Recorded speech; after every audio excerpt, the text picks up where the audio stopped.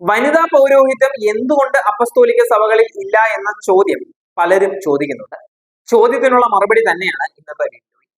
Bishop Sarah മുള്ളാലി Anglican സഭയുടെ arch ബിഷപ്പായി നിയമിതയായി. Anglican സഭയുടെ ചരിത്രത്തിൽ ഈ പദവിയിലെത്തുന്ന ആദ്യ വനിതയാണ് ബിഷപ്പ് സാറാ മുള്ളാലി. ഇനി ലോകമെമ്പാടുമുള്ള 85 ദശലക്ഷം അംഗങ്ങളുള്ള ആംഗ്ലിക്കൻ കൂട്ടായ്മയുടെ ആത്മീയ നേതാവായിരിക്കും അവർ. ആംഗ്ലിക്കൻ സഭയിലെ ലൈംഗിക അതിക്രമ കേസുകൾ കൈകാര്യം ചെയ്യുന്നതിൽ സംഭവിച്ച വീഴ്ചകളെ തുടർന്ന് നിലവിൽ കാൻഡർബറി ആർച്ച് ബിഷപ്പായിരുന്ന ജസ്റ്റിൻ വെൽബി രാജിവെച്ച് ഒഴിവിലേക്കാണ് 63 വയസ്സുകാരിയായ ബിഷപ്പ് സാറ തെരഞ്ഞെടുക്കപ്പെട്ടിരിക്കുന്നത്.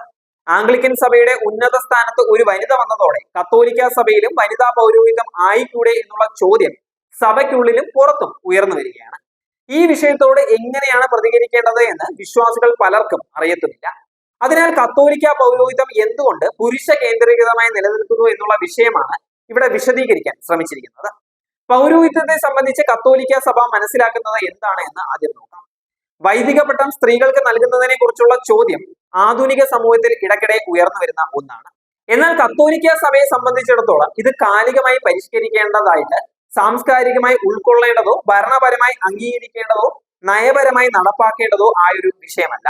അത് വിശുദ്ധ ലിഖിതങ്ങളും അചഞ്ചലമായ സഭാ പാരമ്പര്യത്തിലും പൗരോഹിത്യം എന്നുള്ള കൂദാശയുടെ സ്വഭാവത്തിലും വേരൂന്നിയ ഒരു അന്തിമ പ്രബോധനമാണ്. ക്രിസ്തുവിന്റെ ഇഷ്ടത്തിന് വിരുദ്ധമായി പ്രവർത്തിക്കാൻ തനിക്ക് യാതൊരു അധികാരവും ഇല്ലാത്തതിനാൽ സഭയ്ക്ക് ഒരു വനിതാ പുരോഹിതന്റെ ആവശ്യമില്ല എന്നതാണ് സഭയുടെ എക്കാലത്തെയും നിലപാട്. സഭയുടെ പ്രബോധനാധികാരമായ മജിസ്റ്റീരിയം ഈ നിലപാട് ആവർത്തിച്ച് വ്യക്തമാക്കുകയും സ്ഥിരീകരിക്കുകയും ചെയ്തിട്ടുണ്ട്. മാർപ്പാപ്പയുടെ കൽപ്പന 3 പ്രധാന ദൈവശാസ്ത്ര വിഷയങ്ങളെ അടിസ്ഥാനമാക്കിയുള്ളതാണ് എന്ന് മനസ്സിലാക്കാൻ കഴിയും. ഏറ്റവും പ്രാഥമികവും നേരിട്ടുള്ളതുമായ കാരണം ക്രിസ്തുവിന്റെ മാതൃകയാണ്. അവിടുന്ന് 12 അപ്പസ്തോലന്മാരുടെ ഗണത്തെ രൂപീകരിക്കുകയും അവരിലൂടെ തിരുപ്പട്ടം എന്ന് കൂദാശ സ്ഥാപിക്കുകയും ചെയ്തപ്പോൾ പുരുഷന്മാരെ മാത്രമാണ് തെരഞ്ഞെടുത്തത്. പൗരോഹിത്യ അപ്പസ്തോലിക ശുശ്രൂഷയ്ക്കായി പുരുഷന്മാരെ മാത്രം തെരഞ്ഞെടുത്തത് യേശു ക്രിസ്തുവിന്റെ ബോധപൂർവവും സ്വാതന്ത്ര്യവുമായ ഒരു നടപടിയായിരുന്നു. അത് പൗരോഹിത്യത്തിന്റെ സ്വഭാവത്തെ തന്നെ ആശ്രയിച്ചിട്ടുള്ളതായിരുന്നു. ക്രിസ്തുവിനെ അടുത്തറിയുകയും അവന്റെ ഇഷ്ടം മനസ്സിലാക്കുകയും ചെയ്ത അപ്പസ്തോലന്മാർ ഈ മാതൃകയോട് വിശ്വസ്തത പുലർത്തി. ശുശ്രൂഷയ്ക്കായി തങ്ങളുടെ പിൻഗാമികളെയും സഹപ്രവർത്തകരെയും തിരഞ്ഞെടുത്തപ്പോഴും അവർ പുരുഷന്മാരെ മാത്രമാണ് നിയോഗിച്ചത്. നൂറ്റാണ്ടുകളായി നിലനിർത്തി പോരുന്നതും പൗരസ്ത്യ പാശ്ചാത്യ സഭകൾ ഒരുപോലെ പാലിക്കുന്നതുമായ സഭയുടെ ഈ അചഞ്ചലമായ ആചാരം ജീവിക്കുന്നതും ശാശ്വതവുമായ ദൈവിക വ്യവസ്ഥിതിയെ അടിസ്ഥാനമാക്കിയാണ് നിലകൊള്ളുന്നത്. കത്തോലിക്ക സഭയിൽ പൗരോഹിത്യം എന്നത് കേവലം ഒരു ധർമ്മമോ നേതൃസ്ഥാനമോ അല്ല, ഒരു കൂദാശപരമായ അടയാളമാണ്. വിശുദ്ധ കുർബാനയുടെയും മറ്റു കൂദാശകളുടെയും ആഘോഷവേളയിലാണ് ഇത് ഏറ്റവും പ്രകടമാകുന്നത്.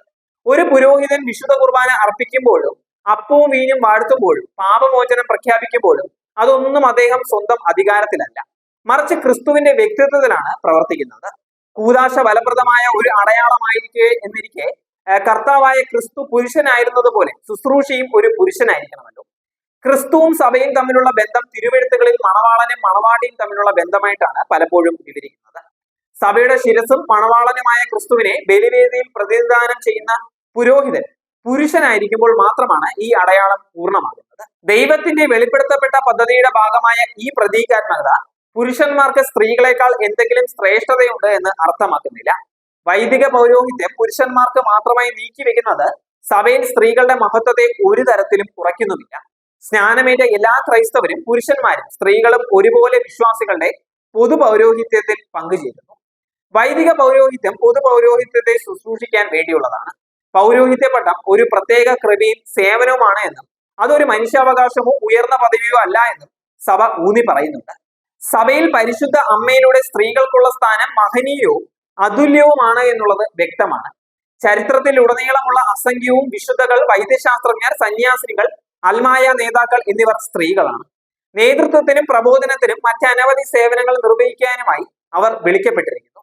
അവരുടെ ഒഴിച്ചുകൂടാനാവാത്ത സേവനങ്ങളും ആത്മീയ വരങ്ങളും തിരുപ്പട്ട ശുശ്രൂഷയിൽ നിന്ന് സ്വതന്ത്രമായി സഭയുടെ ദൗത്യത്തെ മുന്നോട്ട് നയിക്കാൻ ഏറെ വിലക്കപ്പെട്ടതായി സഭ കണക്കാക്കുന്നു.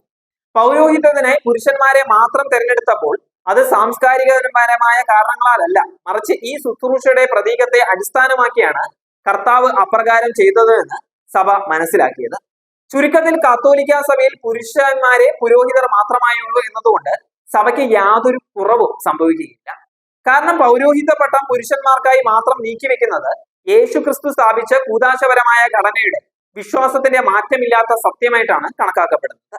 അത് കർത്താവിനോടുള്ള വിശ്വസ്തതയുടെയും അചഞ്ചലമായ സഭാ പാരമ്പര്യത്തോടുള്ള അനുസരണത്തിന്റെയും വൈദിക പൗരോഹിത്യത്തിന്റെ ആഴത്തിലുള്ള ദൈവശാസ്ത്രപരമായ അർത്ഥത്തിന്റെ സംരക്ഷണത്തിന്റെയും ഭാഗമായി കണ്ടുകൊണ്ട് സഭ അതിനെ മുറുകെ പിടിക്കും.